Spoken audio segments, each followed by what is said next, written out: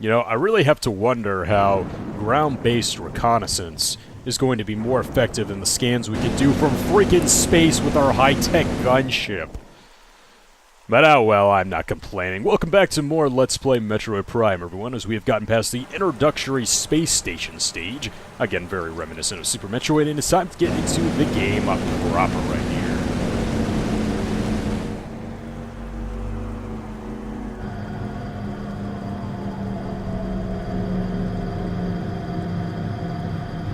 The Tallon Overworld.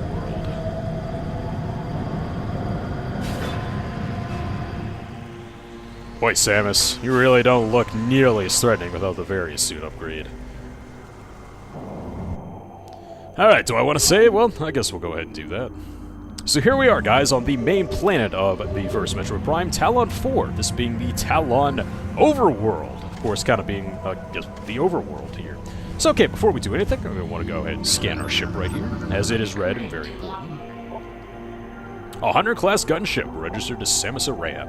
And of course, just like the old games, we can return here at any time, save, recharge our energy, and recharge our missiles. Of course, that's what I would do if I had any, but okay. So, of course, since we've lost pretty much everything, we're very limited in what we can do at the moment. But again, guys, I just want to take a moment to marvel at this. Boy, if you played this game in early 2000s on the GameCube, it must have been a marvel to look at. I mean, look, you can look up into the sky, and water droplets will appear on Samus's visor right here. That's awesome! Like, the attention to detail right here, and kind of the main theme and the background sound, and just, oh, it's great. I love it so much. Alright, do I have to scan these blue doors? I don't think so. I think we just scan the doors as we come across them more. And of course, hostile life forms right off the bat. We have a beetle. A beetle, of all things, is going to be the first thing we take down? Okay, fine. I thought it would be a certain other, you know, mainstay enemy of the Metroid series, but I guess not. I'm going to go ahead and scan this little energy droplet right here. It's purple, just like the old ones back in Super Metroid. And I'm going to be saying that a lot because this game takes a lot from Super Metroid. Rightly so, because, you know, a lot consider it to be the best game in the franchise, and coincidentally, people consider Metroid Prime to be the best in the franchise because it copied Super Metroid. Imagine that, game developers. Of course, this is a sap sack right here. Basically, if we kinda mess with it, it'll blow up. So let's try that right quick. Boom. Alright, let's continue onward, shall we? Now, I know Samus gets here with, like, the motivation of wanting to hunt Ridley down, but I think she's also here for another reason. She wants to figure out what the Space Pirates are doing down here, as we have Zoomers! Although I thought they were native to Zebes, so I don't really know what they're doing here. Unless, I guess they're just a white, interplanetary species. It seems a little strange now that I think about it, but... And we have blast caps on. Again, guys, not gonna dwell too long on these individual enemies and stuff like that. Just gonna scan them for the logbook, give a quick little opinion on them, and then we're gonna move on. We got another Zoomer right here. Of course, they're just kind of crawling around non-threateningly, and not that big of a problem, really. Alright, another sapsack here, and is that another Zoomer? It looks like it's something different. A Greamer! I don't remember if those are in Super Metroid or not, but unfortunately we can't do anything to them as they have a very hard, retractive skull right there. But let's go onward, shall we? Oh crap, more beetles? It is cool that the string kind of shakes so you know that the beetles are coming out from underground and all that good stuff. Kinda hate that we have to leave the Tallon Overworld so early, but I guess that's just why it's called the Overworld, huh? You don't spend too much time in it. Onward! And we have, the first true elevator of the game. Access to Chozo Ruins. Boy, the Chozo were just everywhere, weren't they? You guys will remember in Zero Mission that the Chozo were the ones that inhabited Zebes, and they're the ones that put all the upgrades to Samus's suit and whatnot, and we got a bit of backstory about Samus's history with the Chozo in that game as well, how they trained her and fused her with her DNA, all that really good stuff right there. It looks like there are also Chozo on Tallon IV right here. I guess they were an expansive species in many ways. Abnormal seismic activity, huh? Alright, well, periodically the computer will give you hints on your map as to where you're supposed to go. Generally this only happens if you're taking too long, but I guess they just do it off the bat right here to let you know where you're supposed to be heading, because of course this is a brand new world, you don't really know what you're doing and stuff like that. So whenever this happens, you know you gotta head to that room right there, as there's probably something good right there. Alright, take down the beetles. Boy, we have nothing but just a regular power beam pea shooter, dude. Kinda pathetic if you ask me. Okay, that thing up there is very important. That's just like what we found on friggin' Orpheon right there. It's a lore piece, data log, something like that. Chozo script translated. The history of the Chozo stretches back into ancient times, so far into the fog of the past that we know not where our ancestors come from.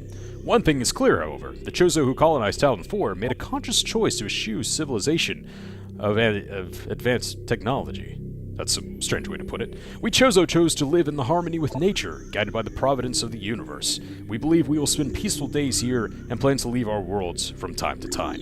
Alright, so it looks like this was a nature-loving sect of the Chozo right here, which is admirable. You know, the Chozo are one of the most advanced races in the universe, or at least they were before they went extinct, so, I mean, good on them for wanting to return back to their natural state, things like that. Alright guys, and welcome to the first true area of the game, the Chozo Ruins, the Bryn Star, if you will. Now these enemies, or not enemies, I would say stages, I just have enemies on the mind, I suppose. Now these stages right here, levels or areas, or whatever you really want to call them, are quite expansive. You're going to be backtracking to them a lot of times, you're going to be discovering new areas in them a lot of times, all that really good stuff that Metroid has been known for over the years. So I want that one guy to come back up so I can show these beetles who's boss. Got another door right here, which our shots are ricocheting off of, so we'll scan that right quick. A blast shield, huh? Well, long story short, we're gonna need missiles to get through that thing. Of course, I have no missiles at the moment, because, yeah, that's great. And one energy tank to boot. Samus, what did you do after Zero Mission? I was decked out. Like, I had the gravity suit, I had the space jump, I had the screw attack, I had everything, and there's just nothing in this game. Like, man.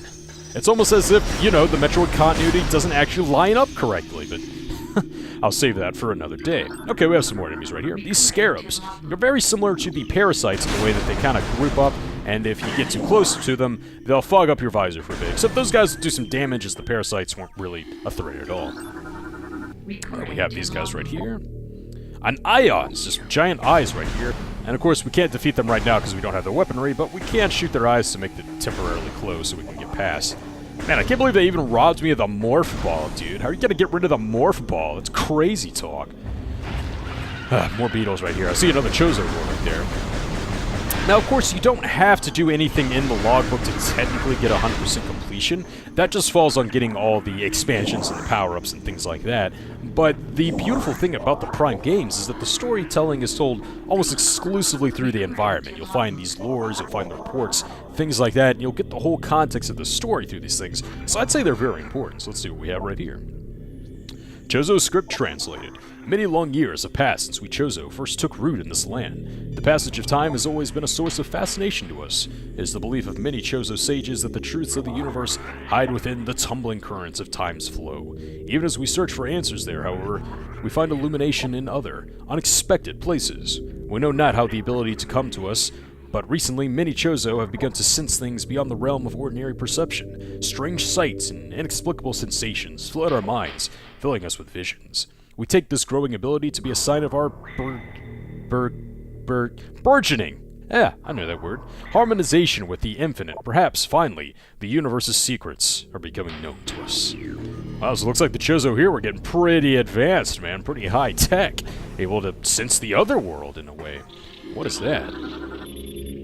An ornate wall hanging with a highly reflective surface. It does not appear important. Then why is it here? I don't know, maybe we'll see it later. Oh god, are these wasps? Killer wasps!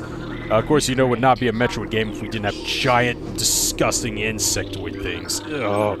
That's one thing I wish the Metroid series would leave behind, but I don't know, Metroid's always been kind of good about this really, like, disturbing insectoid hive kind of things. Ah, come here. Of course, it's still not doing much damage to us at all, so... Anything else? Well, we don't really have the weapon armament to destroy that hive quite yet, so we'll have to come back later. And right here we have another save room. I have to say, these are pretty well placed here. It's not like Metroid 2, where the save points are just kind of sporadically scattered in a way that doesn't make too much sense, but go ahead and save that. Of course, you want to fill out your map as much as you can. We haven't found the map room yet, but of course, just like in the original games there, when you get to an area, it'll fill it out in your map automatically, because, I don't know, that's just the standard, isn't it? Yeah, more scarabs. Yuck. Hate these guys.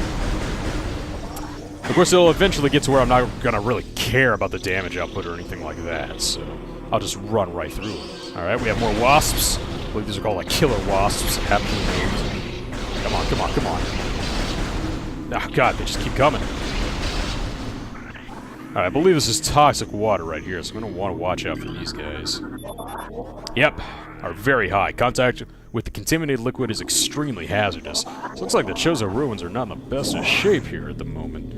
Alright, I forgot which way I want to go. Well, that's a blast shield, so we can't go there, so I have to come back later.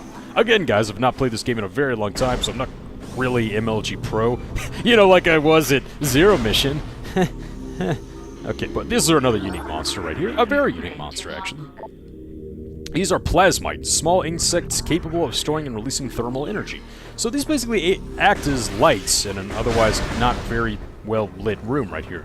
The more you destroy, the darker the room will get. They're pretty passive, too. I don't think they'll really hurt you unless you just walk directly into them right there. So, yeah, I wouldn't recommend destroying them since, you know, seeing things is good. Okay, I forgot to scan that energy back there, but I'll have plenty of time to scan for those things. And oh boy, just look at this imagery, guys. Like, this is some great stuff. Oh, and what is that? Looks vaguely familiar. Unfortunately, it's out of scanning range, like a lot of things tend to be here, so... Alright, let's just go and get it! Oh, wait. Now I can get to it. Can only be reached by using the elevated bridge. Okay, let's go.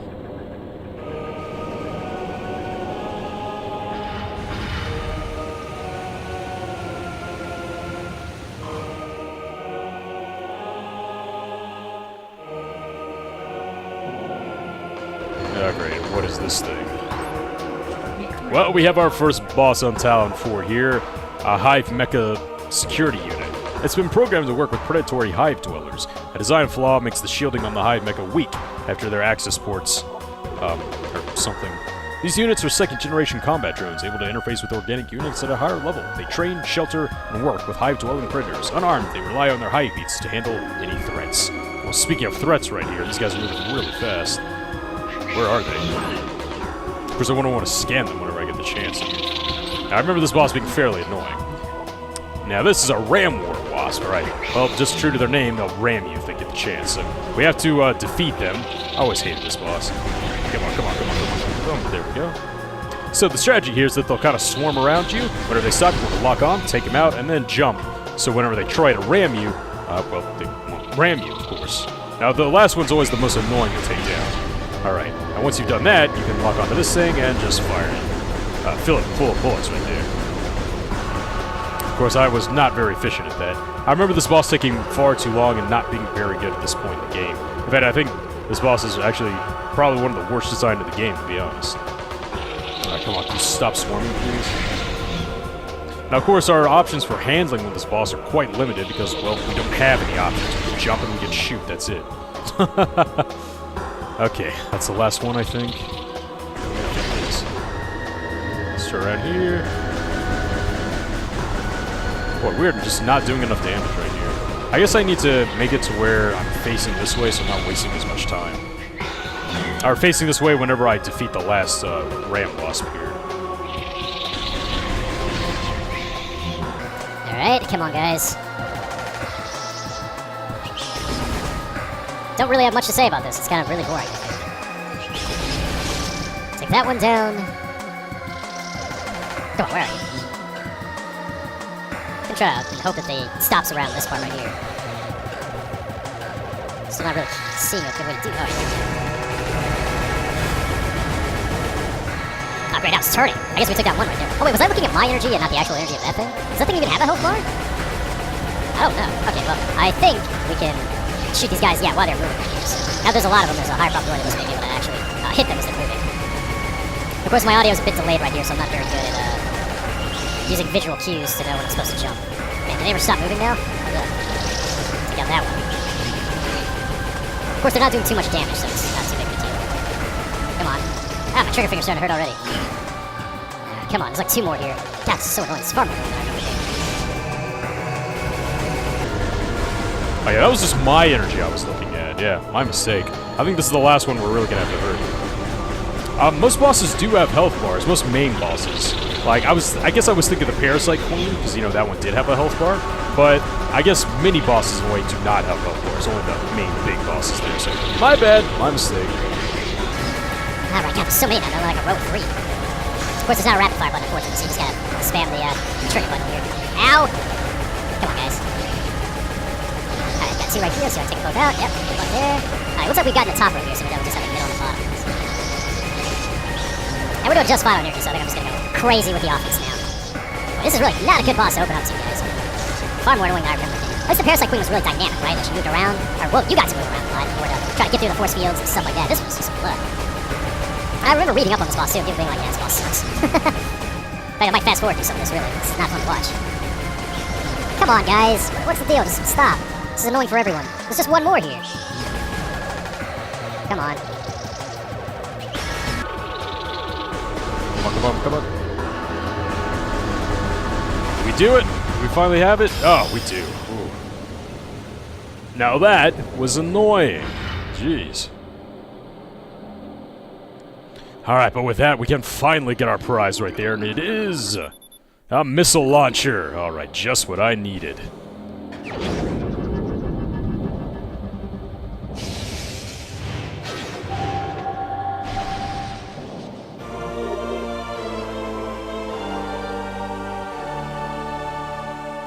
Alright, missile launcher acquired. And of course, we kind of already got the tutorial on this, but yeah, just press down on the control pad right here on the Wii remote, and boom! You can use it to get through the blast doors right there.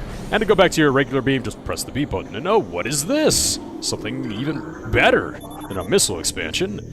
No, not that. I'm talking about that, not the door. An energy tank, yeah. And of course, just like the old games, it increases our health by 100. Maximum energy capacity increase. You can see we've got quite a capacity for energy tanks right there, as it was surrounded by this weird grass. Tangleweed. Well, I don't think they're all too threatening, so I'm not really going to worry about them too much. Let's see, I believe that is a big missile recharge right there. Yeah, this is 5 rounds as opposed to like the 1 round that we can get from the smaller ones. Or maybe that's just a regular one and I'm completely wrong on that front. I'm not quite sure. But alright, looks like we need a morph ball to get through here. And of course I don't have the morph ball, so back the way we came. Very strange that we would get a missile launcher before a morph ball, right? I think that's pretty weird, now that I'm thinking about it. Seeing as the morph ball is pretty much always the first power-up you ever get. Like, I don't even know why it's really a power-up, maybe to just introduce the concept of power-ups, but yep, we get the missile launcher before we get the morph ball in this game. Ow, ow, ow, get out the way! Alright, fine, let's kill you. Boy, wouldn't that be cool if, like, the morph ball was the last power-up you got? It's like, oh, the morph ball was very screw attack-esque, like, oh, the morph ball, the hardest one. It was, like, optional. That would be funny. But okay, now that we have the missile launcher, we can, of course, go through this door right here. So let's see what we got. Gotta ignore those wasps up there, because I've had enough of wasps for one video. And this is the map. Right. Now, of course, you could have missed the map completely right here, if you just kind of blazed through, but of course, the map is very important to get.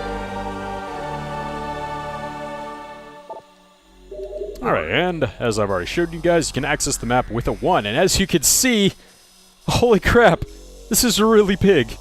Like, this is a lot of room right here. And guys, I don't even think this is the entirety of the Chozo Ruins. I think this is just a piece of it. I think we can find another map room, and it'll lead to an even bigger area. So, as you guys can see, these areas are quite expansive. Don't worry about them being too small.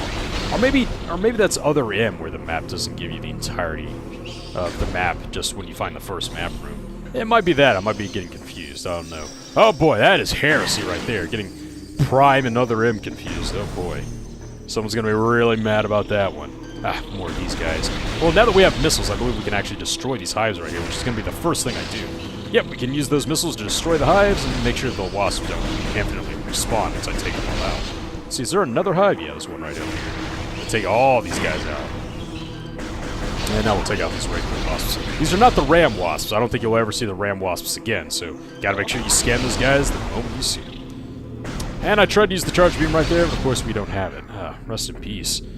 could really use those missiles right there, because I only have 5. I'll just jump off and get them. Speaking of only having 5, I spy with my little eye a missile expansion that we can't get because we don't have the Morph Ball! Man, this is really inconvenient already, isn't it? Alright, well, let's keep going back the way we came. Still have to deal with these guys in one shot. So this is pretty much the name of the game in Metroid Prime. You get a power-up, if you realize you can't go forward, gotta go backward and get another power-up. Just like the old games, I keep saying that over and over, but it bears repeating. Because the key to Metroid Prime's success was its loyalty to the formula of the original games, right? I have found that when the 3D Metroid games try too hard to stray from the original and become their own identity, yeah, they're still good, some of them are just okay, but the truly great ones were the ones that translated what Metroid was in 2D into 3D. Absolutely, and I think that's why Prime is still regarded as the best 3D Metroid game. I don't know why I'm going up here, because this is not where we want to go right now. We want to go back down here. Because as we saw earlier, this blast door, ignoring you guys, we saw this blast door earlier that we couldn't get through because we didn't have any missiles, but of course, now we can get through. So let's go. Yeah, always keep in mind when you see something that you can't get through at the very moment. Because that's pretty much a warning sign. The game is telling you, hey, remember this, because you're going to want to come back here. Oh, and I think if we look at our map as well, yeah, you can see the different colored doors are outlined. The green ones are the ones we've already opened. The blue ones are the ones that we have not yet to open, but we have the ability to open. We'll see different colored doors, just like the old games, to where it denotes that we need something special to get through those doors. Because, spoiler, we're going to need more than just the power beam and the missiles to get through certain doors. Need a Morph Ball again to get through here. Well, I guess we'll go around. Oh, and there it is! Wow, still getting it in like the second episode, but... the Morph Ball! Well, we're gonna get that, but we're gonna do that next time on Metroid Prime, everyone, as we continue our quest to get all our basic functionality back, so... see you guys then.